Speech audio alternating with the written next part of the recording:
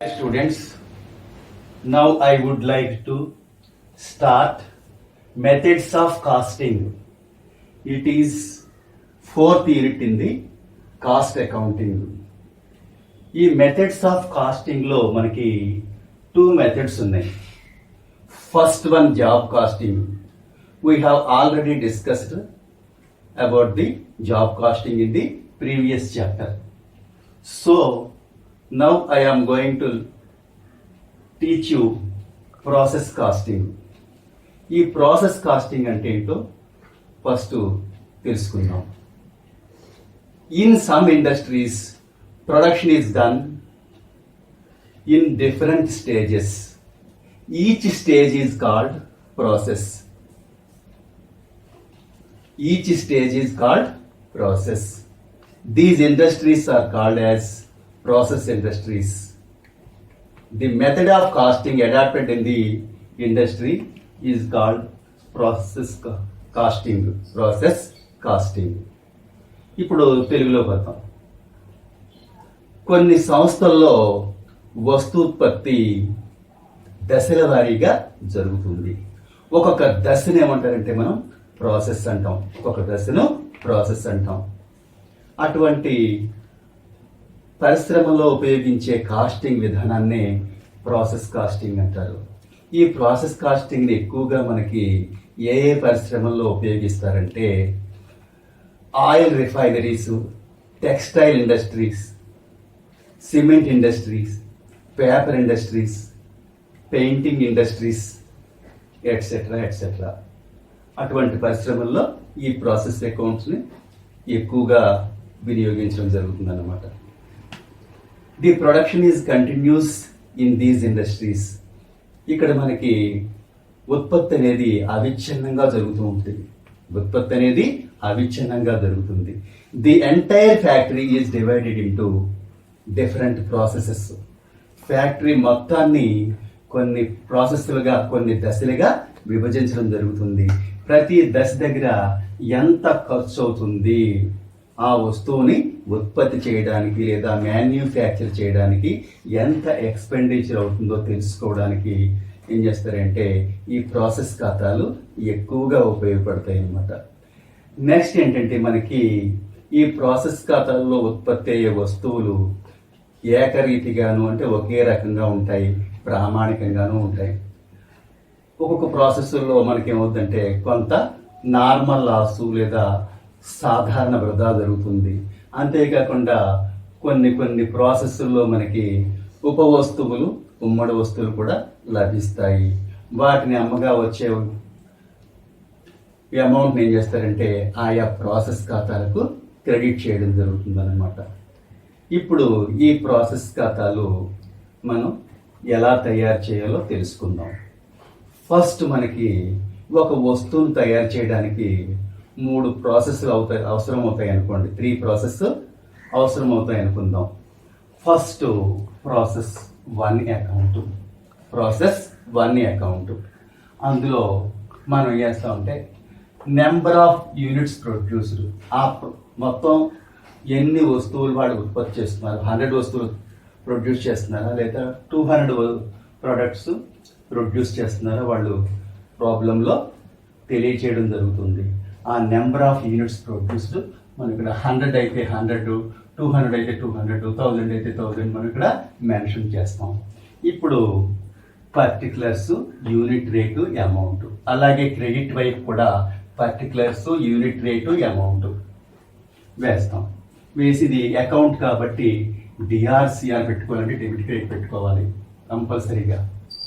First ప్రాసెస్లో మనకి ఏం చేస్తారంటే వాళ్ళు ఎన్ని యూనిట్స్ని ప్రవేశపెట్టారు, ఎన్ని యూనిట్స్ని ఇంట్రొడ్యూస్ చేశారో ఆ అన్ని యూనిట్స్ వాటి యొక్క విలువ ఇవ్వడం జరుగుతుంది. 1000 యూనిట్స్ని ఇంట్రొడ్యూస్ చేశారనుకోండి ఫస్ట్ ప్రాసెస్లో. 1000 ఇంటూ ఒక్కొక్క యూనిట్ కాస్ట్ 6 రూపీస్ అనుకోండి. 1000 ఇంటూ 6 ఎంత అవుతుంది? 6000 అవుతుంది. 6000 అవుతుంది. ఆ 6000ని మనం ఏం చేయాలంటే మనం 100 యూనిట్స్ని ప్రొడ్యూస్ చేస్తున్నాం అనుకోండి. 6000/100 వేసుకుంటాం. అప్పుడు వచ్చే వాల్యూ ఎంత వస్తే అంత యూనిట్ రేట్ కింద తీసుకుంటాం. అంటే ప్రతి ఎక్స్పెండిచర్ వాల్యూని మనం ఏం చేయాలంటే ఈ 100 చేత డివైడ్ చేస్తే ఈ వాల్యూస్ అన్నీ వస్తాయి అన్నమాట. నెక్స్ట్ డైరెక్ట్ మెటీరియల్, ఆ ప్రాసెస్కి సంబంధించిన ఆల్ ఎక్స్పెండిచర్స్ అన్నీ కూడా మనం డెబిట్ వైపున రికార్డ్ చేయాలి. అవి ఏమిటంటే మనకి 2 డైరెక్ట్ మెటీరియల్స్, ప్రత్యక్ష ముడి పదార్థాలు, 2 డైరెక్ట్ వేజెస్, ప్రత్యక్ష వేతనాలు ఆర్ లేబర్, ప్రత్యక్ష శ్రమ, 2 డైరెక్ట్ ఎక్స్పెన్సెస్, 2 ప్రత్యక్ష ఖర్చులు, అలాగే 2 factory overheads, 2 office overheads, 2 selling overheads. అంటే factory overheads, office overheads, అమ్మకపు ఓవర్ హెడ్స్. ఒక్కొక్కసారి మూడింటిని కలిపి ఇండైరెక్ట్ ఎక్స్పెన్సెస్ అని ఇస్తాడు లెక్కలో. ఇండైరెక్ట్ ఎక్స్పెన్సెస్, ఆ ఇండైరెక్ట్ ఎక్స్పెన్స్ అని ఇస్తే మనం డైరెక్ట్గా పరోక్ష ఖర్చులని ఇక్కడ రాసేస్తాం. ఈ పరోక్ష ఖర్చులను ఒక్కొక్కసారి లెక్కలో ఏంటంటే 3 ప్రాసెస్లకి కలిపి ఇస్తాడు మనకి అమౌంట్. ఏ ప్రాసెస్ ఆ ప్రాసెస్కి విడివిడిగా సెపరేట్గా ఇవ్వకుండా మనకి ఏం చేస్తారంటే ఈ ఇండైరెక్ట్ ఎక్స్పెన్సెస్ని టోటల్గా ఇవ్వడం జరుగుతుంది అనమాట. అట్లా టోటల్గా ఇచ్చినప్పుడు వాటిని ఎప్పుడు కూడా మనం ఏం చేయాలంటే ఈ డైరెక్ట్ వేజెస్కి రేషియో కట్టాలి. డైరెక్ట్ వేజెస్కి లేదా ప్రత్యక్ష వేతనాలకి నిష్పత్తి కట్టి ఆ నిష్పత్తిలో మనం ఏం చేయాలంటే ఈ యొక్క ఇండైరెక్ట్ ఎక్స్పెన్సెస్ని 3 ప్రాసెస్ మధ్య మనం డిస్ట్రిబ్యూట్ చేయాలన్నమాట. ఇప్పుడు క్రియేటివ్ వైపు అంశాలు చూద్దాం. బై నార్మల్ లాస్, సాధారణ నష్టం. కాస్టింగ్ డిపార్ట్మెంట్ ఏం చేస్తుందంటే ప్రతి ప్రాసెస్లోనూ ఇంత లాస్ ఏర్పడుతుందని ముందుగానే ఎస్టిమేట్ చేస్తారు వాళ్ళు. అట్లాంటి లాస్ని ఏమంటారంటే నార్మల్ లాస్ అంటాం. మరో విధంగా చెప్పాలంటే అన్అవాయిడబుల్ లాస్ లేదా ఇన్ఎవిటబుల్ లాస్, నివారింపలేని నష్టాన్ని ఏమంటారంటే నార్మల్ లాస్ అంటాం. అదేవిధంగా మనకి ఆవిరైపోవడం వల్ల కానీ లేదా కెమికల్ రియాక్షన్ అంటే రసాయనిక చర్య వల్ల కానీ సరుకు లాస్ కనుక ఏర్పడినట్లయితే దాన్ని నార్మల్ లాస్ అంటాం. ఆ నార్మల్ లాస్ యొక్క యూనిట్లు ఉంటే యూనిట్ రేటు, దాన్ని విధంగా దాని వాల్యూ. అలాగే అబ్నార్మల్ లాస్ అంటే నార్మల్ లాస్కు మించి లాస్ వచ్చినట్లయితే అట్లాంటి లాస్ని మనం అబ్నార్మల్ లాస్ అంటాం. ఈ అబ్నార్మల్ లాస్ ఎలా ఏర్పడుతుందంటే మనకి ఈ యొక్క థెఫ్ట్స్ వల్ల కానీ, ఫైర్ యాక్సిడెంట్స్ వల్ల కానీ, పవర్ కట్ వల్ల కానీ, మిషనరీ స్పాయిలేజ్ అవ్వడం వల్ల కానీ, సరుకు కనుక మనకి లాస్ ఏర్పడినట్లయితే అట్లాంటి లాస్ మనం ఏమంటారంటే మనం అబ్నార్మల్ లాస్ అంటాం. వాటి యూనిట్స్ ఉంటే యూనిట్స్, లేకపోతే వాటి వాల్యూ వేసుకుంటాం. తర్వాత సేల్ ఆఫ్ స్క్రాప్, రద్దు అమ్ముకున్నట్టయితే దాన్ని కూడా క్రెడిట్ వైపు వేసుకుంటాం. Sale of by products, sale of by products అంటే ఉప వస్తువుల అమ్మకం. మనం ఫర్ ఎగ్జాంపుల్గా షుగర్ మ్యానుఫ్యాక్చర్ చేస్తున్నారు అనుకోండి, అప్పుడు మొలాసిస్ వస్తుంది అనమాట. మొలాసిస్ అనే వస్తువు ఉప వస్తువు ఏర్పడుతుంది అనమాట. బై ప్రోడక్ట్ అంటాం దాన్ని. ఆ బై ప్రోడక్ట్ వాల్యూని కూడా మనం ఏం చేస్తాం అంటే క్రెడిట్ సైడ్ వేసుకుని అప్పుడు బ్యాలెన్స్ చేస్తాం. అకౌంట్ని బ్యాలెన్స్ చేస్తాం అనమాట. ఫస్ట్ ప్రాసెస్ అకౌంట్ని బ్యాలెన్స్ చేస్తాం. బ్యాలెన్స్ చేస్తే మనకి క్రెడిట్ వైపు వస్తాయి. ఈ రెండు కూడా యూనిట్లో యూనిట్ రేటు, అమౌంట్లో అమౌంట్ వస్తుంది. దాన్ని మనం ఏం చేయాలంటే by process to account. The finished stock of first process becomes raw material to second process. So the balance of first process is to be transferred to second process. అంటే first ప్రాసెస్లో తయారైన వస్తువు విలువను మనం ఏం చేయాలంటే సెకండ్ ప్రాసెస్కి బదిలీ చేయాలి. అంటే ఫస్ట్ ప్రాసెస్లో తయారైన వస్తువు సెకండ్ ప్రాసెస్కి ఏమవుతుందంటే ముడి పదార్థము, రా మెటీరియల్ అవుతుంది అన్నమాట. అప్పుడు ప్రాసెస్ 2 అకౌంట్ని స్టార్ట్ చేస్తాం. దానిలోంచి మనం చేస్తాం ఈ రెండింటిని తీసుకొస్తాం.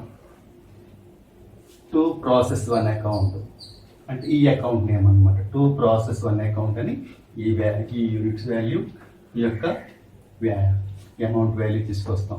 మళ్ళీ ఇక్కడ డైరెక్ట్ మెటీరియల్స్, 2 డైరెక్ట్ వేజెస్ అంటే ప్రత్యక్ష ముడి పదార్థాలు, ప్రత్యక్ష వేతనాలు, 2 direct expenses, 2 other over heads అంటే అవి factory overheads, office over heads, selling overheads అంటే ఫ్యాక్టరీ ఓవర్ హెడ్స్, పరిపాలనా ఓవర్ హెడ్స్, అమ్మకపు ఓవర్ హెడ్స్. ఒక్కోసారి ఆ మూడింటిని కలిపి మనకి ఏం చేస్తారంటే ఒకే అమౌంట్ కింద ఇస్తాడు. వాటిని మనం ఏమంటే అదర్ ఓవర్ హెడ్స్ లేదా ఇండైరెక్ట్ ఎక్స్పెన్సెస్ అంటాం. వాటిని కూడా మనం డెబిట్ సైడ్న వేసుకుంటాం. వాటిని కూడా ప్రతి ఎక్స్పెండిచర్ని కూడా ఈ నెంబర్ ఆఫ్ యూనిట్స్తో డివైడ్ చేస్తే యూనిట్ రేట్ వస్తుంది. అలాగే సెకండ్ ప్రాసెస్లో కూడా బై నార్మల్ లాస్ సాధారణ నష్టం, అట్లాగే బై అబ్నార్మల్ లాస్ అసాధారణ నష్టం. అంటే సెకండ్ ప్రాసెస్లో కూడా కాస్టింగ్ డిపార్ట్మెంట్ ఏం చేస్తుందంటే ఈ ఇంత నార్మల్ లాస్ ఉంటుంది, అంటే ఇంత సాధారణ నష్టం ఉంటుంది, ఇంత అసాధారణ నష్టం ఉంటుందని వాళ్ళు ఎస్టిమేట్ చేస్తారు. అవి కూడా ఆ ప్రాసెస్లో క్రెడిట్ రేట్ చూపిస్తాం. అట్లాగే సేల్ ఆఫ్ స్క్రాప్ రద్దు అమ్ముకున్నట్టయితే అక్కడ ఉంటే అక్కడ కూడా మనం ఈ సెకండ్ ప్రాసెస్లో కూడా క్రెడిట్ రేట్ రికార్డ్ చేస్తాం. అలాగే సేల్ ఆఫ్ బై ప్రొడక్ట్స్ వాటి వాల్యూ కూడా మనం క్రెడిట్ చేసుకుంటాం. అప్పుడు మనం ఏం చేస్తామంటే సెకండ్ ప్రాసెస్ని కూడా బ్యాలెన్స్ చేస్తాం. అంటే ఈ టోటల్ చేసుకుంటాం. అలాగే అమౌంట్ టోటల్ కూడా చేసి వాటిని క్రెడిట్ తీసుకొస్తాం. తీసుకొచ్చి బ్యాలెన్స్ చేస్తాం. బ్యాలెన్స్ చేయడం తెలుసు కదా మీకు. ఈ టోటల్లోంచి ఈ 4 కలిపి డిడక్ట్ చేస్తాం. అప్పుడు ఇది ఈ వాల్యూ వస్తుంది. అలాగే ఈ అమౌంట్ టోటల్లోంచి ఈ 4 అమౌంట్లు కలిపిన మొత్తాన్ని డిడక్ట్ చేస్తే ఈ వాల్యూ వస్తుంది. అప్పుడు దాన్ని ఏం చేస్తారంటే సెకండ్ ప్రాసెస్లో వచ్చిన బ్యాలెన్స్ ఏం చెబుతామంటే థర్డ్ ప్రాసెస్కి మనం ట్రాన్స్ఫర్ చేసుకుంటాం అనమాట.